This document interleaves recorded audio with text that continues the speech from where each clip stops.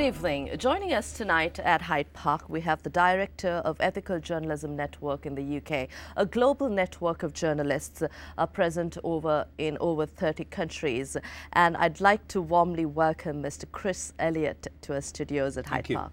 I think your areas of interest, self-regulation and the press, media ethics and law diversity and training, especially for journalists working in hostile environments. And I think, Chris, to us here in Sri Lanka, these areas are quite very important for us journalists to talk about this, to be educated, to be made aware of ethical journalism practices across the globe, how we could use them here in Sri Lanka.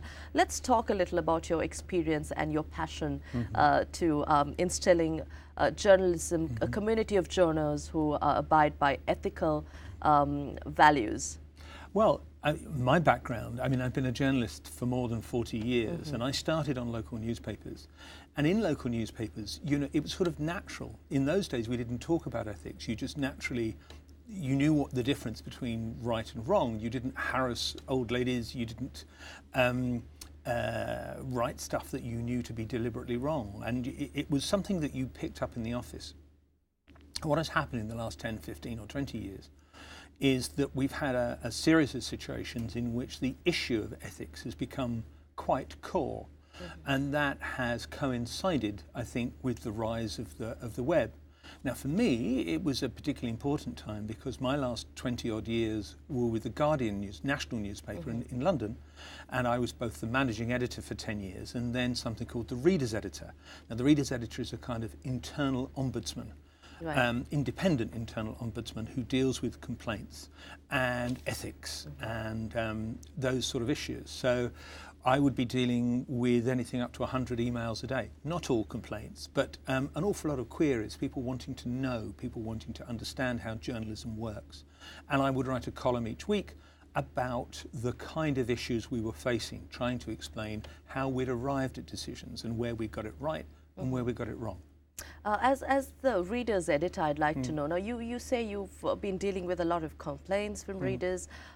What sort of complaints did you deal with during your tenure? Principally, I mean, The Guardian is a particularly, is a rather special paper in that it's a serious paper, but it's got a background of liberal independent journalism going back to the days when it was known as the Manchester Guardian, and its readers are fiercely independent and proud of their paper, so they're very quick to pick you up on things.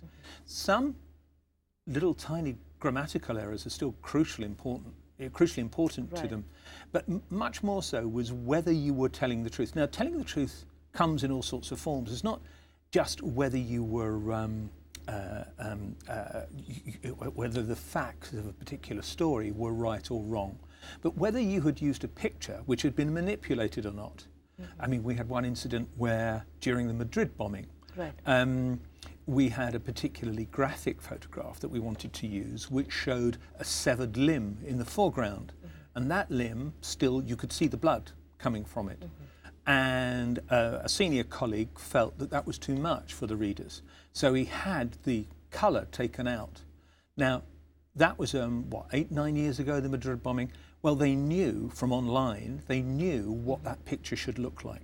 Right. And a lot of the readers were absolutely furious that we had, in their words, manipulated the picture. Don't save us from the pain and suffering. We should be able to see that. We are adults. And we wouldn't dream of manipulating a photograph now. We'd either use it or not use it. Possibly with a warning if you felt you had to use it and it was particularly distressing. But it's those kind of things that the readers were really keen to discuss with you. And we had to, you know, sometimes we got it right and sometimes we got it wrong. We've had a conflict, a 30-year conflict that ended. During reporting in these incidents, I think severe material came out of maybe ordinary people who took their mobile phones, took pictures. But again, about showing these pictures, I think we in Sri Lanka, we journalists managed to not either post or maybe air these pictures or videos. But is that how you should go forward in terms of reporting in a conflict area? I think it's very difficult. I think you've got to judge each case on its merits, but it's helpful to have a set of rules.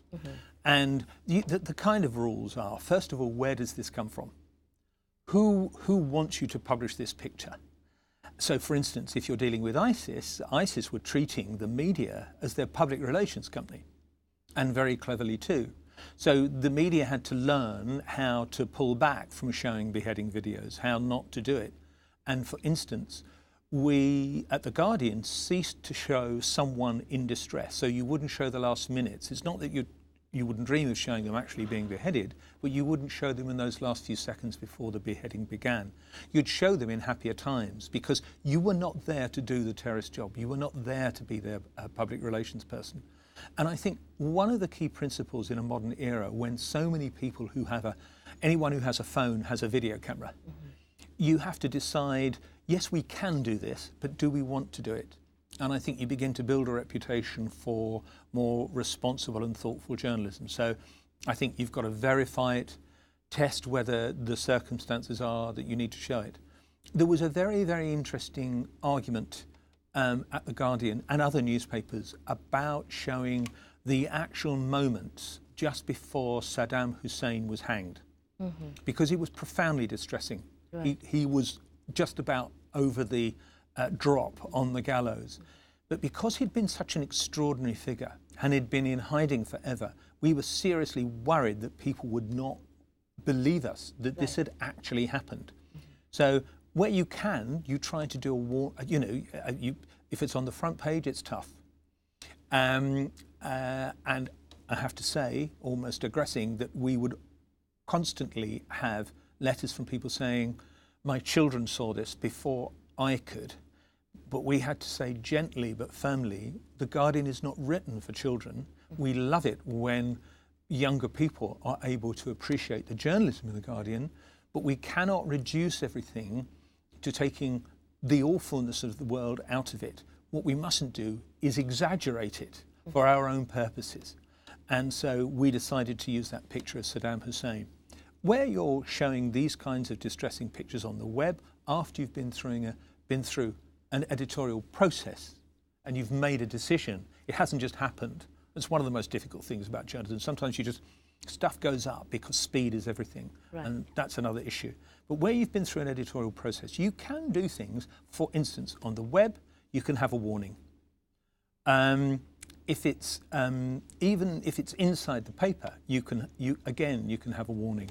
And second of all, you mustn't use I shouldn't say mustn't. I would say you should not use images gratuitously. You've really got to think it through before you use them.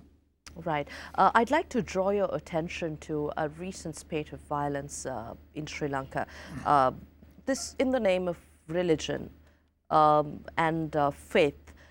These incidents created much of a stir in the central part of Sri Lanka, a cultural heritage area in Sri Lanka, in Kandy, where in the name of religion, armed groups sought violence. But again, social media played a major role in escalating violence, and legacy media found it very difficult to counter this situation, to play a vital role in mediating, or at least to take the truth to the people.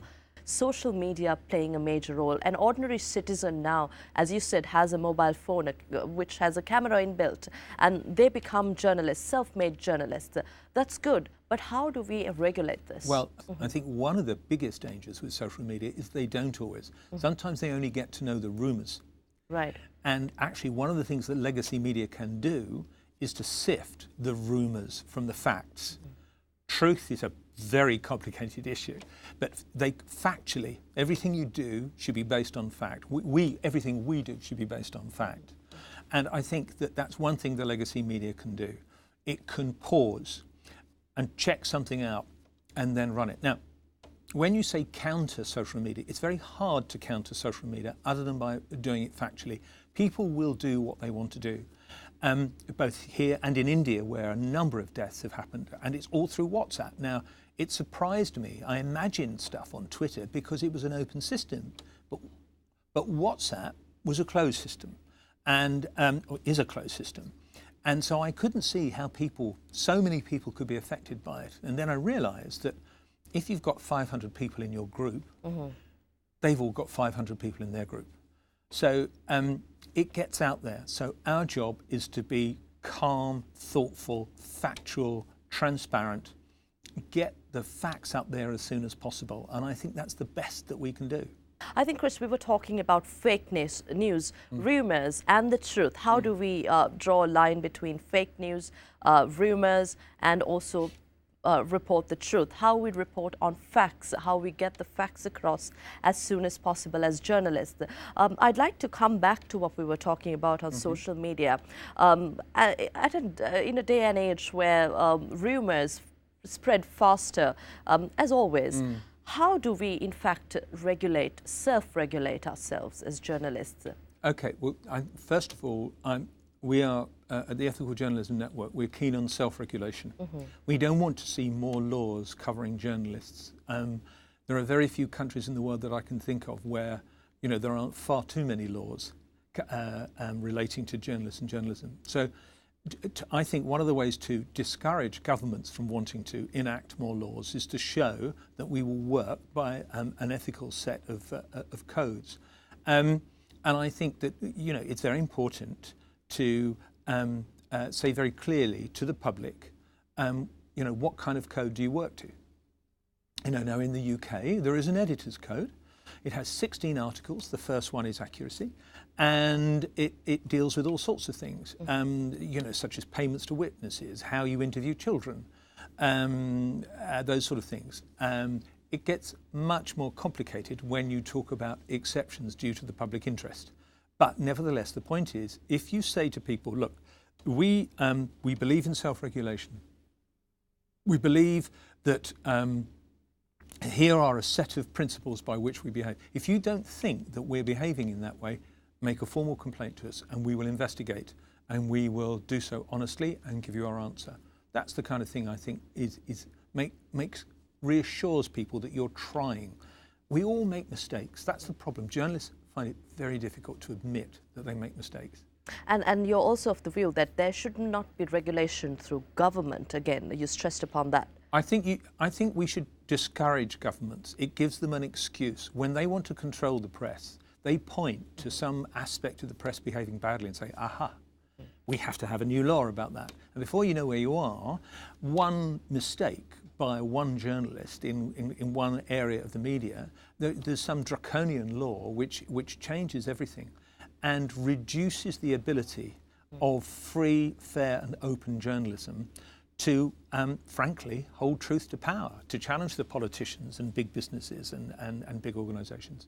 We saw a crackdown of online websites, or websites that were based on news and information, and the government brought in a set of regulations requiring media stations to register with them. Is that needed? What do you think of this? Well, it's very difficult because, of course, in the UK, broadcasters are regulated by the law, the Broadcasting Act, and newspapers aren't. Newspapers are absolutely free to be partisan, whereas in the UK, they have to have a section of news and they have to be impartial. That's the way the broadcasting laws work in the UK. I think it would be wonderful if we had the kind of media, whether it's broadcasters or newspapers, where we didn't need so many laws, where there were many fewer laws. Especially if the laws are there to really make life more comfortable for government. I have to say that in the UK, the law works quite well, but nevertheless, it's still a law. And broadly, journalists should be working to self-regulation rather than the law. Talking about social media again, I'm very interested in this area because now it has, Sri Lanka learned from experience that WhatsApp, Facebook, Viber played a major role in instigating an issue to blow the issue out of proportion. How do we show people where to look? You're talking about media literacy here. Which is another way of talking about critical thinking. I mean, I am a fan. This is an entirely personal view.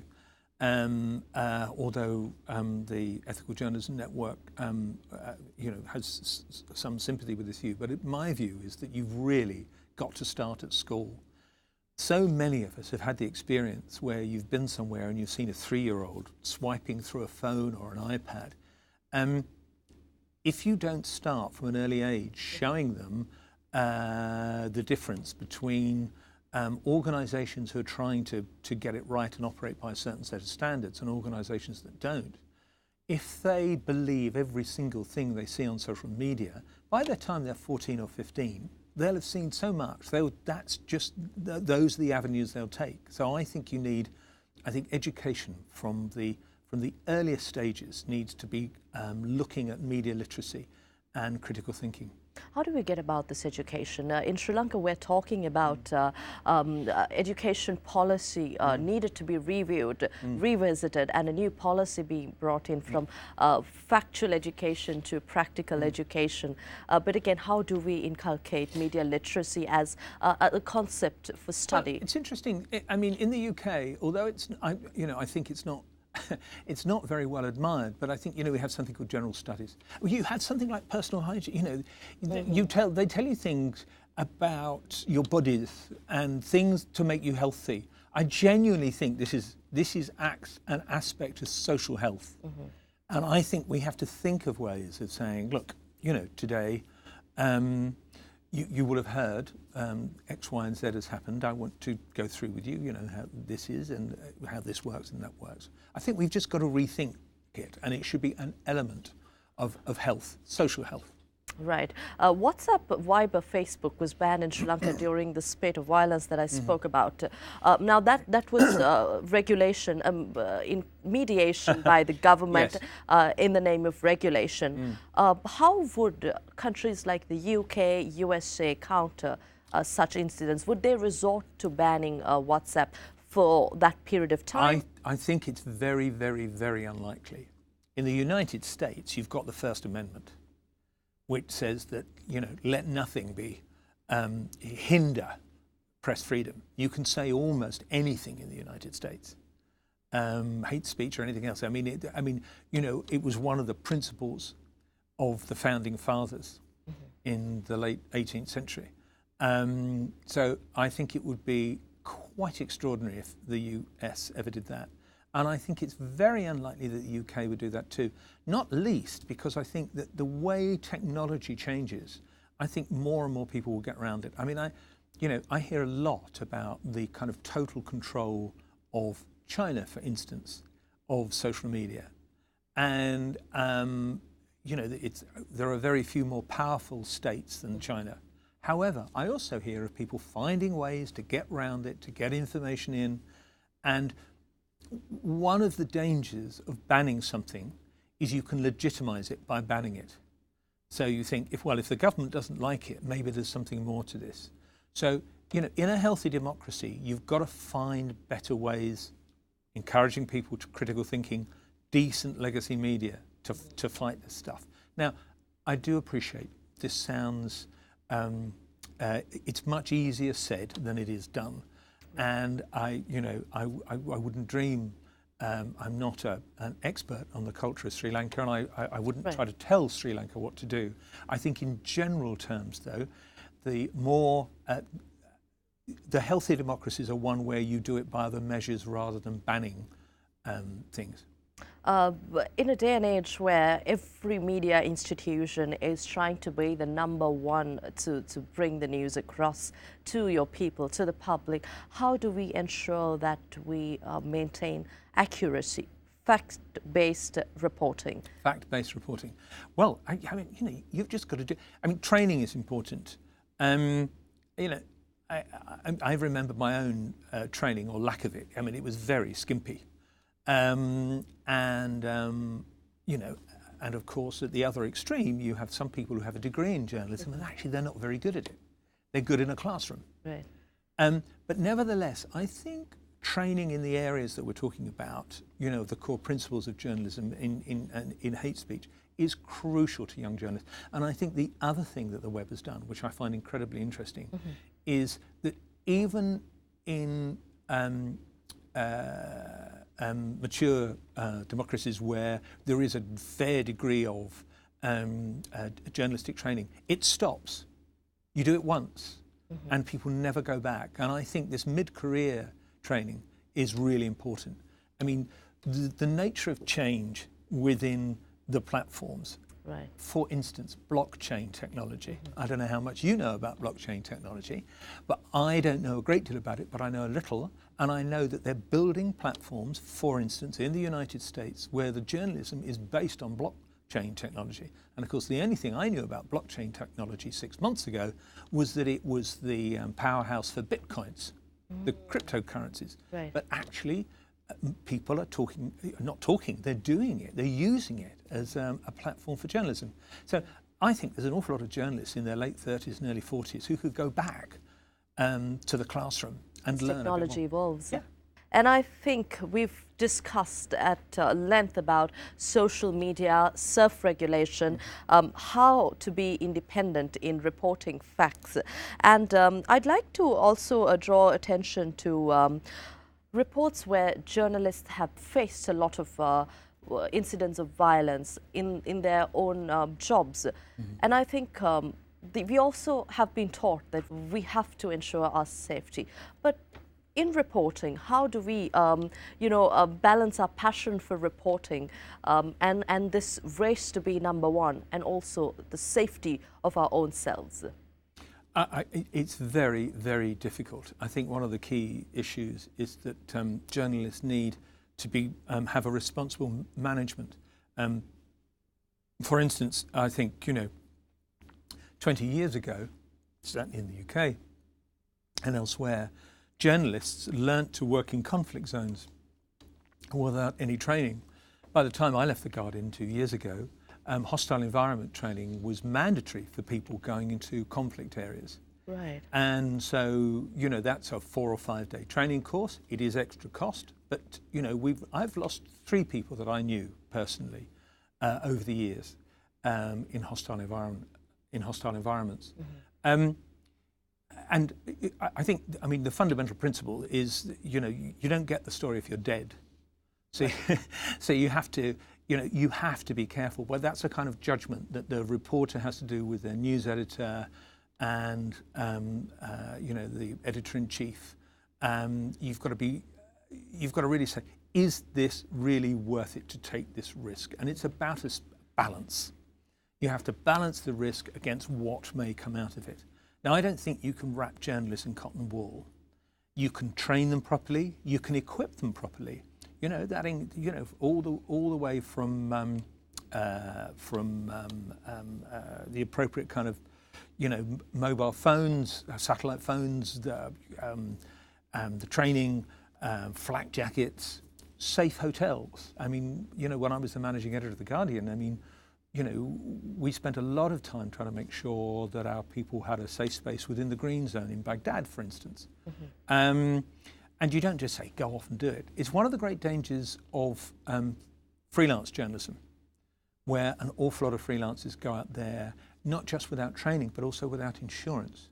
So that when something does happen to them, it's much tougher to get them out because they don't have a scheme for doing so. And there are, certainly in the UK, there's the Rory Peck Trust, there's the International News Safety Institute. All of those are NGOs dedicated to trying to help and improve the lot of freelance journalists in difficult places. When reporting and interviewing, especially victims and children, yes, what ethics should journalists really, and what should our readers also look forward to? If journalists do go beyond their mandate, how should readers also react? How should they be regulated on victims and children being? I think, let's start with the journalists first. There are some simple, fundamental. I think the age of consent in the UK is about 16. Right. Therefore, you should not interview someone under 16 unless you've got the permission of a parent or guardian. You should not take photographs of children without their parents' or custodians' permission. One of the interesting things I've seen a lot more is that news organisations are much more willing to pixelate photographs. So, for instance, I noticed that in the brand new newspaper, Sunday Morning, there was an article about women in prison and the dreadful abuse and problems they'd suffered. and it had a shot of 6 women on the roof, but their faces had been pixelated so that you couldn't recognise them. Right. So you weren't holding them up to opprobrium. Well, that, I'm convinced that sort of thing wouldn't have happened 20 years ago. We've become more sensitive. So you've got to do that sort of thing. In terms of readers, I think if readers think that the journalists have abused their privilege, and it is a privilege to be a reporter, right, then they should make a formal complaint to the company or to the journalist if it's a freelance. And you can do that so much more easily on social media, because no self-respecting journalist these days would not be on one form of social media or another. Especially interviewing people with those who have gone through severe distress. Yes. I think there are certain ethics, at least, that yes, we need to engage in. Yes. How do you advise journalists in terms of interviewing people, those who have gone through severe distress in terms of emotional and mental stress? Yeah, well, I think the thing to do is not to take advantage. You've got to see whether they're willing. And then there's a difficult thing, which is there's a particular phrase, which is whether they've got the capability. I'm misusing it, but it's whether they've got the capability of consent. Mm-hmm. So sometimes people will consent, and actually they're dazed, they're confused, and you're taking advantage of that. So right, you have to be extremely careful about that, and you mustn't bully or intimidate. If you approach someone after a bomb's gone off, say, look, I'm terribly sorry, I want to get this right. I believe you were an eyewitness. Are you prepared to talk to me? If they say no, you don't badger them and go on and on and on until you give in. You have to accept no for an answer. It's these kind of things, but that's training as well as experience. Diversity, education and religious extremism. I like to go back there again. Mm-hmm. In reporting incidents, do you think journalists in our part of the world especially engage in this? And is diversity education also needed for journalists? Yeah, yes. I mean, so many things have been challenged that were different when I was younger. So, for instance, I would, if I covered a suicide in a coroner's court, I would just report everything, mm-hmm, no matter how distressing.